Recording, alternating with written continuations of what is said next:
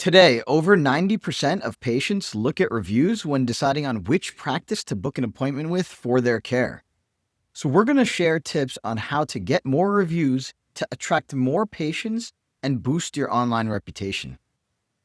All right, my name is Amar Chahan, founder of Dr. Grow. For nearly 20 years, we've helped over 1,800 doctors take back control of their time, finances, and the freedom to practice on their own terms independently.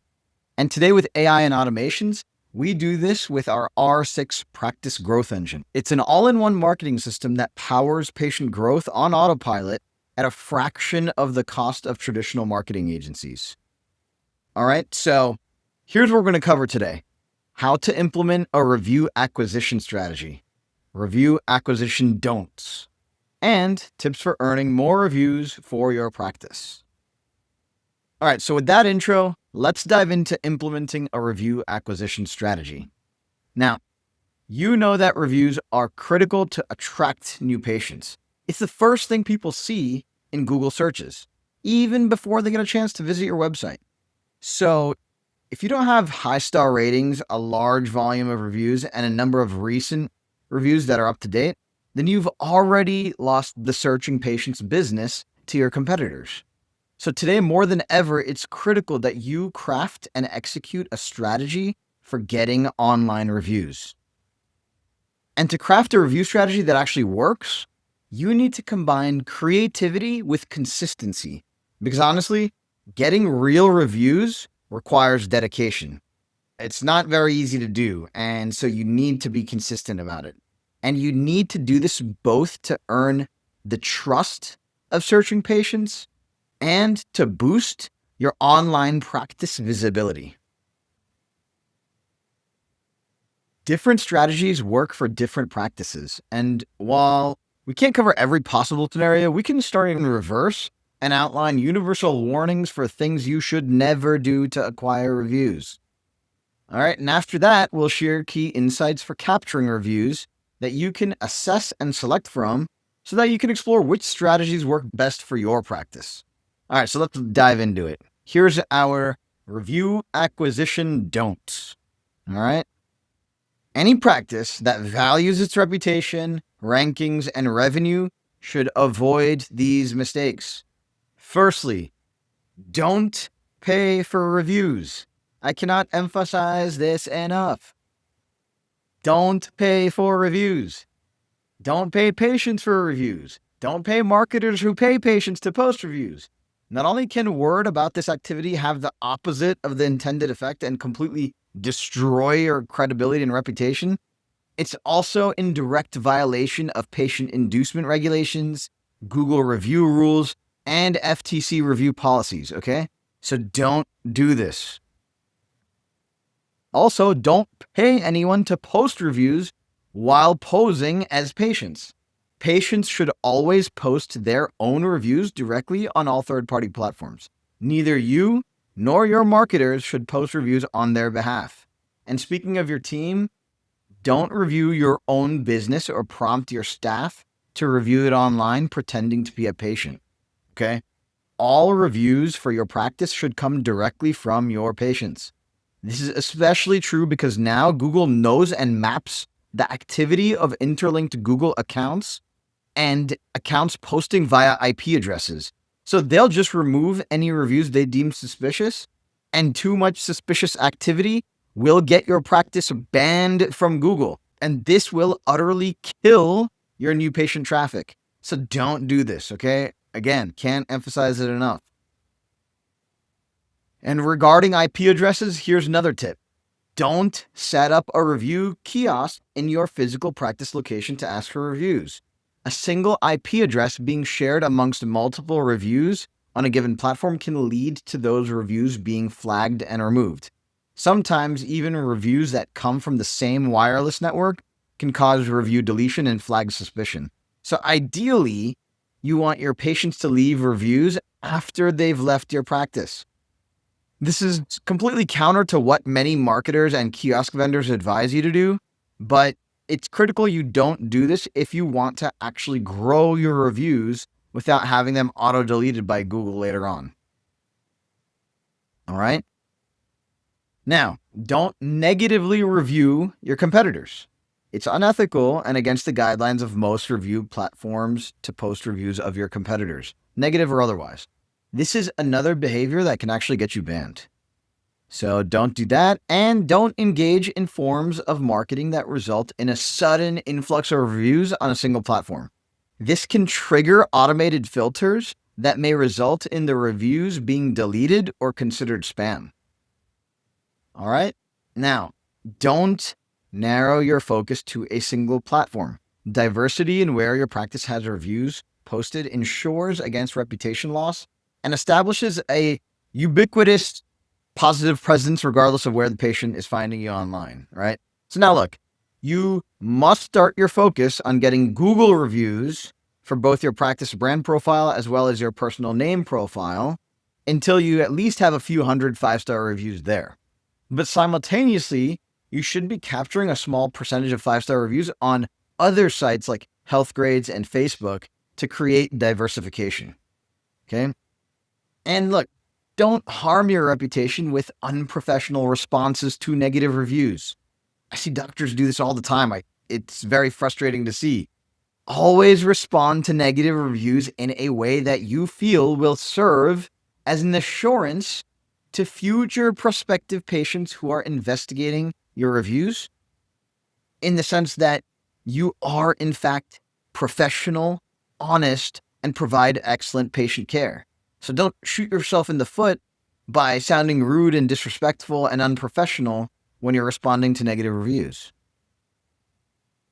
Don't ignore the guidelines of specific review platforms. Okay, neglecting to play by the rules of review sites can lead to review deletion, even public shameful messages on your profile highlighting your fake review activity, which will completely obliterate your reputation and any possible trust you did build in your community. And in some cases, even litigation, actually. So, for example, Yelp's guidelines specifically prohibit business owners from directly asking customers for reviews. If you violate this and somehow Yelp finds out, they will go so far as to hide or delete all your positive reviews. Okay, so now on display will just be your negative reviews, and all your positive reviews gone. All right, and don't forget about your own website. It's a very important platform for featuring honest reviews and testimonials. Most patients will explore if you're a good fit to solve their care needs by investigating your website. Okay, so by highlighting real reviews from real patients, you build trust with prospective new patient leads and create a desire in them to want to book with you. It's best to embed real reviews on your website using third-party review site plugins so that prospects can tell that the reviews are clearly real and not faked. Okay? So all that may seem like a lot of don'ts, but once you've mastered avoiding these potentially disastrous pitfalls, you're ready to start experimenting with a variety of techniques to encourage patients to review your practice. And with a little trial and error, you can hit the jackpot with the right combination of efforts. So now let's go ahead and dive into some key insights for capturing more reviews for your practice. A recent digital marketer survey found that only about 12% of patients will leave a positive review, even when prompted to do so, if they had an excellent experience, while nearly 59% will leave a negative review without even being prompted at all if they had a terrible experience. In other words, by sheer probability, your reputation online will diminish if you're not an active, intentional participant in building up your reputation deliberately. Taking this into account, the in-office experience you provide patients is the most significant factor in determining the absolute number of reviews you will receive, as well as the sentiment of these reviews. And by sentiment, I mean the degree of positivity or negativity. So it pays to deliver the best patient experience possible, not just for retaining your existing patients, but also to build up your reputation and your attractiveness to prospective new patients. All right, the empathy and generosity of your patient service policies, the fine detail and regularity of your staff training, your quality control measures, the culture of your practice are all vitally important to earning a competitive volume of positive reviews. Look, the simple and obvious truth is that you delivering excellent, reliable patient experiences and exceeding expectations is your foundational strategy for earning positive reviews. All right, practices with brick and mortar locations can make use of in-office signage and handouts to encourage reviews. So that's another tip, right? Not all patients are tech savvy. So it's important to have physical, visible signage that serves as a vehicle to communicate both your desire for in-person feedback and your appreciation for online feedback. These include things like banners, business cards, appointment reminder cards, brochures, flyers, window clings, and some other out-of-the-box ideas, such as review requests on receipts and even on patient billing statements. A little trick with the last one is to send a patient billing statement once their balance owed is actually zero. And so that acknowledges that they're all paid up, and they'll be happy to know nothing more is owed and more likely to be in the right mood to leave a positive review. Of course, it should go without saying, don't make patient balances zero if it's not. You're going to lose money, and you're then at fault of inducing patient reviews with monetary reward. So that's a big no-no, okay? That's one of our critical don'ts, right? So your patient portal, printed QR codes at checkout counter, and interactive media displays in your waiting room can also convey this review request message.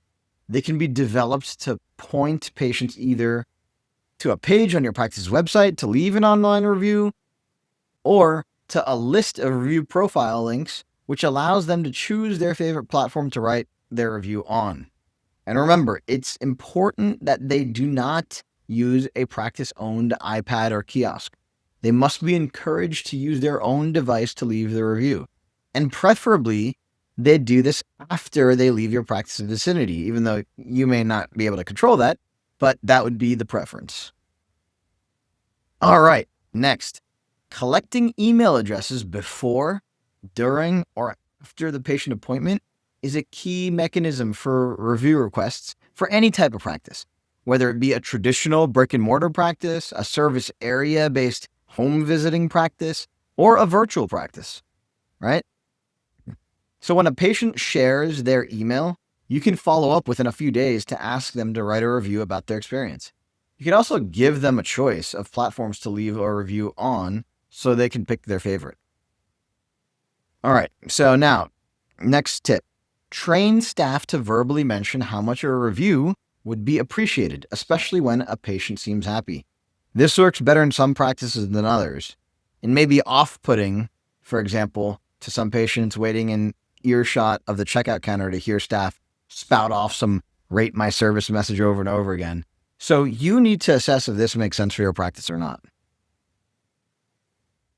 But let's think about a different scenario, okay? Let's think about a situation where a friendly staff member can be empowered to use their discretion to say something like, it would be so helpful if you'd consider leaving a review about our practice. We want to let others in our community who need our help know that we're here to serve them, right? So where rapport exists, an ask for a review can feel natural instead of forced. And remember, staff includes both in-office team members as well as online and phone support members who can make this ask. All right, next, automate the ask by using a HIPAA-compliant review request system like Doctogro, right? This is one of the most powerful, consistent, and easy to implement strategies to get new positive reviews on autopilot in an affordable and very low-touch manner. So we're talking about using patient emails, and you'll have their phone numbers too. So instead of having staff manually ask each and every patient one by one, what if you had a system in which all you had to do was upload your EMR's new patient database in a couple easy clicks and had the review requests sent out by text and email automatically to all the patients who would most likely refer your practice to others? And on top of that, since most folks don't respond to the initial request, a well-developed review request system will automatically send a gentle, non-annoying, customizable follow-up sequence so that you maximize your chances of getting as many positive reviews as possible. Using systems like this is exactly how the most successful practices automatically grow their online reputation. All right, and on your website's own reviews or testimonials page, showcase links to your third-party review profiles, or create a separate page on your website just for that purpose. This helps by offering alternative favorite sites to leave a review that may feel easier for the patient. It also encourages others to join the party when they see how many patients have reviewed your practice. Now, another tip, use social media to ask specific questions about your practice, directing followers to respond by leaving a review on their choice of 2 to 3 platforms. For example, a medical practice might ask followers if there was a particular aspect of their visit to the practice that they liked most. The practice owner could ask patients to mention this favorite aspect in their review. This approach allows patients who have stories that they'd be willing to share online to speak up in the form of a review. Another similar approach could be to create a social media poll and have patients select out of preset options as a polling vote. This creates a sense of positive engagement, and once the vote is cast, a review request could be manually or automatically triggered. All right, next tip. Respond to as many reviews as you possibly can. Numerous review platforms permit you, as the business owner, to respond to reviews. Your first priority is to respond professionally to negative reviews, but you should dedicate time to respond to positive reviews as well. Many reviewers feel that if they take the time to leave a good review of your business, it's only common courtesy to receive at least a thank you from the practice. And here's a pro tip. Regardless of what type of review you're responding to, use your specialty and location keywords within your response, like cardiologist in Washington, D.C.